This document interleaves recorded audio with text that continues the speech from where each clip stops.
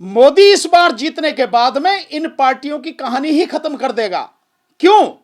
क्योंकि इस देश में इसके बाद चुनाव नहीं होंगे। तकरीबन 4,500 की संख्या जो विधायकों की है, ये विधायक खद्दर का कुर्ता पजामा लटका के जो घूमते हैं, ये भी सारे खुंटी पे टंग जाने हैं। क्योंकि देश में राष्ट्रतंत्र की स्थापना होगी, जिस हिंदू राष्ट्र की स्थापना के लिए वो सारे काम करने लगातार कर रहे हैं। जो देश के बॉर्डर से लगे हुए राज्य हैं, जो अंतरराष्ट्रीय हमारा बॉर्डर है, उससे 100 किलोमीटर के अंदर अंदर पूरा वो केंद्र सरकार के अंडर में रहेगा। इसका मतलब पूरे राज्य को आप कवर कर लेंगे, वहां आपकी सरकार चलेगी, केंद्र की सरकार चलेगी। चीफ इलेक्शन कमीशन नहीं बता सकता कि ईवीएम कैसे काम करती है। जो साथ में 2 इलेक्शन कमीशन है वो नहीं बता सकते। वहां का जो स्टाफ है, एक्सेप्ट वो जो लोग हैं टेक्निकल लोग, उनके अलावा वो नहीं बता सकते कि ईवीएम कैसे काम करती है। 90 से 100 करोड़ के बीच में जहां मतदाता हैं, उनमें से 99.9% मतदाताओं को यह मालूम नहीं है कि ईवीएम कैसे काम करती है। इससे ज्यादा शर्म की और इससे ज्यादा डूब मरने वाली बात क्या होगी कि free fair and transparent election के लिए बता सकते हैं कि कौन सा तरीका है। जिनको तबाह करने की सारी रणनीति है वो यही दलित समाज है, यही बहुजन समाज है। क्योंकि यही आंख में आंख डाल के मोदी से सवाल पूछता है, यही आंख में आंख डाल के लड़ रहा है, संघर्ष कर रहा है। ये जन आंदोलन के बिना ईवीएम हटने वाली नहीं है। और जन आंदोलन ट्विटर से नहीं हुआ करता कि 2 लाइन लिख दी और कहानी खत्म। ये तो केवल आप एक बस परंपरा निभा रहे हो, बस और कुछ नहीं है। अपने आप को अपने मन को झूठी तसल्ली दे रहे हो। अन्यथा लड़ाई तो सड़क पर होगी, तो सड़क पर उतरना पड़ेगा, लगातार बोलना पड़ेगा, प्रेस कॉन्फ्रेंस करनी पड़ेगी, आपको जो है जगह जगह सेमिनार करने पड़ेंगे, आपको धरने देने पड़ेंगे। सो ये जो पार्टियां हैं, बड़ी पार्टियां, जब तक ये नहीं आएंगी, ईवीएम नहीं हटेगी और ये पार्टियां किसी गलतफहमी में न रहें। मोदी इस बार जीतने के बाद में इन पार्टियों की कहानी ही खत्म कर देगा। क्यों? क्योंकि इस देश में इसके बाद चुनाव नहीं होंगे। अगर मोदी 2024 में जीत के आ गया तो 2024 के बाद इस देश में कोई चुनाव नहीं होगा, न लोकसभा का होगा और न ही विधानसभाओं के चुनाव होंगे। सो ये चुनावी प्रक्रिया ही खत्म हो जानी है। और जो लोग इसमें तकरीबन 4,500 की संख्या जो विधायकों की है, ये विधायक खद्दर का कुर्ता पजामा लटका के जो घूमते हैं, ये भी सारे खुंटी पे टंग जाने हैं।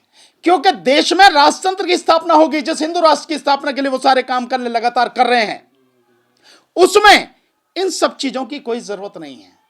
जब केंद्र से ही राज चलना है तो विधानसभाओं की क्या जरूरत है। और वैसे भी आप देखेंगे कि संघीय ढांचे पर लगातार मोदी के द्वारा प्रहार किया जा रहा है। जैसे जीएसटी, आपने टैक्स कलेक्शन कर लिया पूरे देश का, आप दे नहीं रहे उन्हें, संघीय ढांचे पर प्रहार। जैसे कृषि कानून थे, कृषि कानून, उसमें मंडियों को जिस तरह से खत्म किया गया और मंडियों जो टैक्स लेती थी उसको खत्म करने की जो सारी योजना थी, वो सब कुछ वही था कि संघीय ढांचा जो है देश का खत्म हो। अब एक और बड़ी साजिश हो रही है संघीय ढांचे को खत्म करने के लिए। केंद्र सरकार ने एक घोषणा की है कि जो देश के बॉर्डर से लगे हुए राज्य हैं, जो अंतरराष्ट्रीय हमारा बॉर्डर है, उससे 100 किलोमीटर के अंदर अंदर पूरा वो केंद्र सरकार के अंडर में रहेगा। इसका मतलब यह है कि जो बहुत से तो राज्य ऐसे हैं कि 100 किलोमीटर अगर आप चलोगे तो राज्य खत्म हो जाना।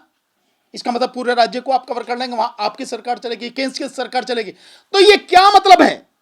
ये सब है कि संघीय ढांचे को खत्म करके एकीकृत ढांचा आप खड़ा करना चाहते हैं और राष्ट्रतंत्र स्थापित करना चाहते हैं। उसके लिए आप सारा सब कुछ कर रहे हैं। सो जो आप बात कर रहे हैं, इसलिए इन पार्टियों को बोलने की जरूरत है। मैंने अभी एक सेम पित्रोदा जी का वो सुना, एक इंटरव्यू जो संजय शर्मा 4 PM वाले उन्होंने लिया। उसमें उन्होंने सवाल पूछा कि क्या राहुल गांधी को पता नहीं ईवीएम के विषय में। सेम पित्रोदा ने कहा कि हाँ, राहुल गांधी को सब पता है ईवीएम के विषय में। तो पूछा फिर बोलते क्यों नहीं है? मैं नहीं जानता बोलते क्यों नहीं है। बोलना तो चाहिए, उन्हें बोलना पड़ेगा। कब बोलोगे भाई? जब कब्र में बिल्कुल तुम दफना दिए जाओगे और सब कुछ खत्म हो जाएगा तब बोलोगे, तब तो बोलने लायक भी नहीं रहोगे। इसलिए सभी पार्टियों को बोलना पड़ेगा और इसीलिए हमने कहा कि हम सभी पार्टियों को बाकायदा लेटर लिखेंगे, सबसे रिक्वेस्ट करेंगे इस आंदोलन में साथ दें, नहीं तो बचना कुछ नहीं है। तो इनकी कांग्रेस की जो प्रवक्ता है सुप्रिया सिन्हा, तो वो तो सब कुछ ठीक बता रही है, ईवीएम पर उन्हें कोई प्रॉब्लम ही नहीं है। नहीं, उन्हें लगता है अगर ठीक है तो मेरे इस सवाल का जवाब दे दें क्या सुप्रिया श्रीनेत्र ऐसा अगर वो कह रहे हैं कि ईवीएम सब कुछ ठीक है, मुझे नहीं पता, पर आप कह रहे हैं, मैं एक बार आप ही को बयान दिया है, आप ही को बयान है। सो अगर ईवीएम सब कुछ सही है तो बता देंगे कि वो जानती है कि ईवीएम कैसे काम करती है, जानती है क्या? मैं बार बार इस बात को कहता हूं कि सुप्रीम कोर्ट के सभी जजेस, इस देश की 24 हाई कोर्ट के सभी जजेस, डिस्ट्रिक्ट कोर्ट के सभी जजेस, मजिस्ट्रेट, इस देश में जितने भी आईएएस ऑफिसर हैं, कलेक्टर, एसडीएम, एडीएम, जितने भी हैं, secretary, joint secretary, additional secretary, director, under secretary, जितने भी हैं, जितने भी डॉक्टर्स हैं, जितने भी इंजीनियर हैं एक्सेप्ट सॉफ्टवेयर इंजीनियर, जितने भी वकील हैं, एडवोकेट हैं, निचली अदालत से लेकर ऊपर सुप्रीम कोर्ट तक के, और जितने भी इस देश में प्रोफेसर हैं, पीएचडी किए हुए हैं, डिग्री लिए हुए हैं, सारे के सारे जितने भी पढ़े लिखे लोग हैं, मैं सबसे सवाल पूछता हूं, कोई भी एक बता दे क्या वो जानते हैं कि ईवीएम कैसे काम करती है? जब पढ़े लिखे लोग नहीं जानते, उत्तर है बिल्कुल ना। पढ़े लिखे नहीं जानते तो अनपढ़ क्या जानेगा? केवल बैलेट पेपर ही ऐसी पद्धति है जिसके माध्यम से जो बिल्कुल अनपढ़ से अनपढ़ व्यक्ति वो भी जानता है कि वो जिस व्यक्ति को, जिस पार्टी को अपनी वोट देना चाह रहा है, वो उसी पर ठप्पा लगा रहा है, उसकी वोट वहीं गिनी जाएगी। बुलाया गया था सारी पार्टियों को चुनाव आयोग ने कि आइए आप हैक करके दिखाइए, कोई नहीं गया था। ये सब नौटंकी है, ड्रामा है। चुनाव आयोग ने हैक करने की बात, इसमें हैक करने की क्या है? जो चिप डलती है वो चिप मैनिपुलेट की जाती है। मैं ये कह रहा हूं कि वो सारी चीजें, इवन मैं आपके माध्यम से पूछना चाहता हूं, इलेक्शन कमीशन ये तो कह रहा कि आओ आप चेक करो। इलेक्शन कमीशन खुद बतावे क्या वो जानता है ईवीएम कैसे काम करती है? चीफ इलेक्शन कमीशन नहीं बता सकता कि ईवीएम कैसे काम करती है। जो साथ में 2 इलेक्शन कमीशन है वो नहीं बता सकते। वहां का जो स्टाफ है, एक्सेप्ट वो जो लोग हैं टेक्निकल लोग, उनके अलावा वो नहीं बता सकते कि ईवीएम कैसे काम करती है। तब भी नहीं समझ में आता कि ईवीएम से चुनाव क्यों हो जाए, जबकि इलेक्शन कमीशन की जिम्मेदारी है कि चुनाव फ्री, फेयर एंड ट्रांसपेरेंट होना चाहिए। स्वतंत्र, निष्पक्ष और पारदर्शी चुनाव होना, यह इलेक्शन कमीशन की जिम्मेदारी है। और क्योंकि पिछले कई सालों से यह चुनाव फ्री, फेयर एंड ट्रांसपेरेंट रूप से नहीं हो रहा, लोगों की वोटों को लूटा जा रहा है, लोगों के मतों को लूट कर सरकार बनाई जा रही है, एक अजीब तरह की गुंडागर्दी चल रही है, तो इससे बड़ा देशद्रोह हो नहीं सकता, इससे बड़ा अपराध कोई हो नहीं सकता। सर, देश में अभी तक ईवीएम से 140 चुनाव हुए हैं, जिसमें 33 में कांग्रेस जीती है, 29 में भाजपा जीती है। तो क्या दोनों ही एक सिक्के के पहलू हैं, ये बीजेपी कांग्रेस? देखिए, मैं ये नहीं जानता कि एक ही सिक्के के 2 पहलू हैं या नहीं हैं, लेकिन कांग्रेस का अब तक भी ईवीएम के विरोध आंदोलन न करना निश्चित रूप से उन पर सवालिया निशान खड़े करता है। क्या कांग्रेस इस वजह से चुप बैठी है कि ईवीएम को लाने का जो श्रेय है वो तो कांग्रेस को ही है? क्या इस वजह से चुप है वो? मैं नहीं जानता कि कारण क्या है। और हो सकता है कि जो आप कह रहे हो एक सिक्के के 2 ही पहलू हों, भाई एक सिक्के के 2 पहलू, एक ये और एक ये भी हो सकता, मैं नहीं जानता हूं, लेकिन उनकी चुप्पी देश को बहुत भारी पड़ रही है और बहुत भारी पड़ेगी। चुनाव आयोग और सुप्रीम कोर्ट ने बाकायदा नोटिस जारी कर दिया रूप में वो बघेल साहब को लेकर के कि ये जो आप आरोप लगाते हो ईवीएम को लेकर, नोटिस जारी किए गए कि आप प्रमाण दीजिए कि ईवीएम में गड़बड़ी है। हम बार बार ऐसी याचिका स्वीकार नहीं करेंगे, और जवाब मांगना शुरू कर दिया सुप्रीम कोर्ट ने और चुनाव आयोग ने। मैं सुप्रीम कोर्ट और चुनाव आयोग से सिंपल एक सवाल पूछता हूं बार बार, और इस बात को ध्यान में रखा जाए कि यह जिम्मेदारी इलेक्शन कमीशन की है कि देश में चुनाव विधानसभाओं का हो या लोकसभा का या राष्ट्रपति का, फ्री, ये शब्द केवल शब्द नहीं है, ये शब्द अपने आप में बहुत महत्वपूर्ण है, बहुत वजन रखते हैं। Free, fair and transparent. Election commission बताए कि क्या वो ईवीएम को जानता है? फिर दोहरा रहा हूं इस सवाल को, ईवीएम को जानता है कैसे काम करती है? नहीं जानता। और सुप्रीम कोर्ट के जजेस से भी मैं ये पूछता हूं कि चुनाव जो होना चाहिए फ्री, फेयर एंड ट्रांसपेरेंट होना चाहिए। क्या सुप्रीम कोर्ट के जजेस जानते हैं ईवीएम कैसे काम करती है? नहीं जानते। सो इससे ज्यादा दुख की और क्या बात होगी कि देश में जितने मतदाता हैं, इस बार 91 करोड़ के लगभग मतदाता थे, अब और बढ़ गए होंगे। 90 से 100 करोड़ के बीच में जहां मतदाता हैं, उनमें से 99.9% मतदाताओं को यह मालूम नहीं है कि ईवीएम कैसे काम करती है। इससे ज्यादा शर्म की और इससे ज्यादा डूब मरने वाली बात क्या होगी? सर, ईवीएम को लेकर आप आरोप लगाते रहते हैं पिछले कई वर्ष से। इतनी सारी एजेंसीज हैं देश दुनिया की, यदि यहाँ गड़बड़ी हो रही है ईवीएम में, तो क्या वो एजेंसी खुलासा नहीं कर सकती इसकी देश और दुनिया की? दुनिया को क्या लेना है आपसे? आपके देश में किसी तरह से चुनाव हो रहा, उन्हें क्या लेना देना?